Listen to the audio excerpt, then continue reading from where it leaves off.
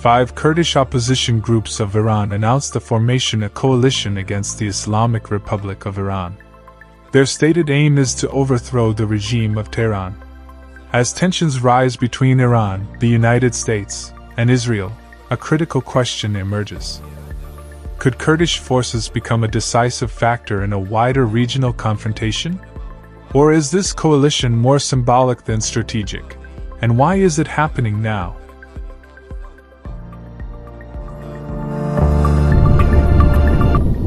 Just a few days before the new US-Israel attack on Iran, a Kurdish coalition to overthrow the Iranian regime was announced. The coalition of political forces of Iranian Kurdistan is seen as a turning point. They announced their coalition on Sunday, February 22nd in a news conference. It is expected to play a key role in battling the Iranian regime as each of them has its own armed trained forces.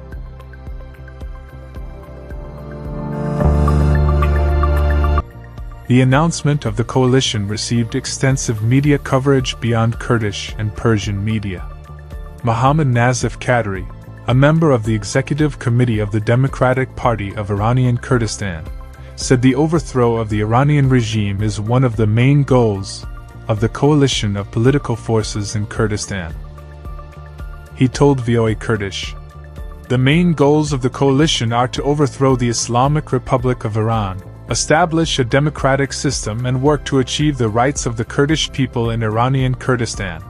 He said the coalition will work with the Kurdish and Iranian sides and try to strengthen the work inside Kurdistan and Iran in general. In a statement published by pdki.org, they state that, "We stand in support of the nationwide struggles of other nations of Iran against the Islamic Republic.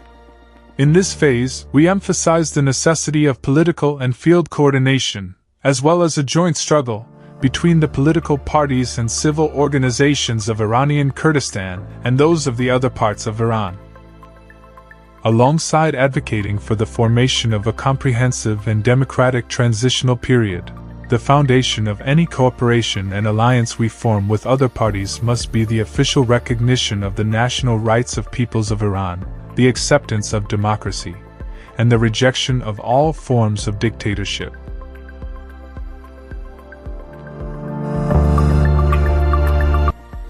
Kurdish political parties maintain a strong grassroots base among their people, supported by well-developed organizational structures. Whenever they call for public mobilization, they receive a positive response from Kurdish society. In fact, Kurdistan was the stronghold of the Women, Life, Freedom movement in Iran 3 years ago. The movement, which was very popular with the Western societies, started from Kurdistan and was sustained by the Kurdish political parties. In the early days of the uprising, the Islamic Republic of Iran launched missile attacks against the headquarters of Kurdish political parties, including as the Democratic Party of Iranian Kurdistan and the Kurdistan Freedom Party, killing dozens of them.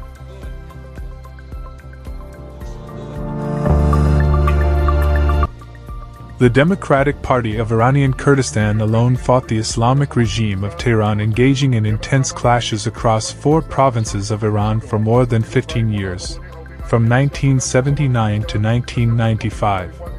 The party later launched a strong guerrilla campaign known as Rasan, Uprising Again, between 2015 to 2018.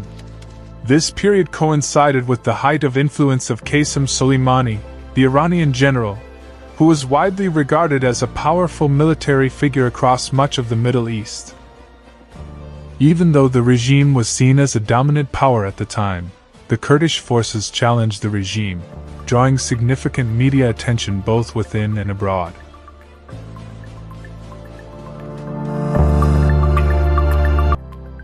Kurdish forces tend to unite at critical historical junctures, particularly when they feel their national liberation movement is closer to achieve Kurdish people's right to self-determination and to bring about democracy.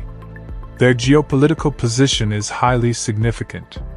The regions where they exercise substantial influence is a stretch of land along much of Iran's western frontier, bordering primarily Turkey and Iraq.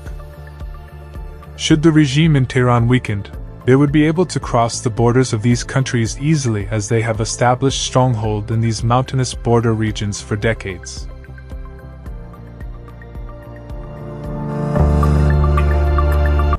In terms of diplomacy and their relations with Western countries, Kurdish political actors are often regarded as the strongest among all opposition groups in Iran.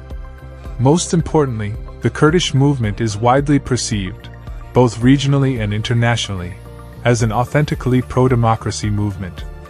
This clear, distinct characteristic has, in many respects, turned the Kurdish question into a criterion to assessing whether other opposition groups can genuinely be considered progressive today.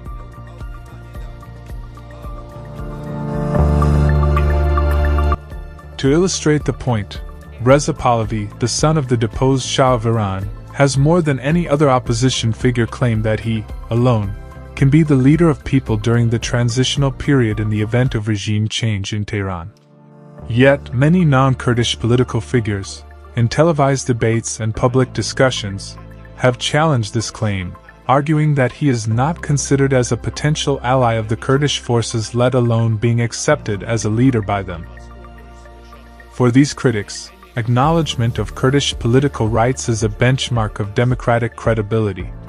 At the same time, Kurdish organizations, particularly the Democratic Party of Iranian Kurdistan, have been signatories to numerous pro-democracy coalitions, whether federalists, republicans, or socialists in orientation.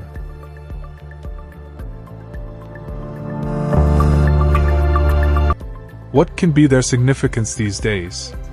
They could potentially liberate more than 50 Kurdish cities if they were backed by the air power of Israel, or, at least, if they were protected from Tehran's airstrikes.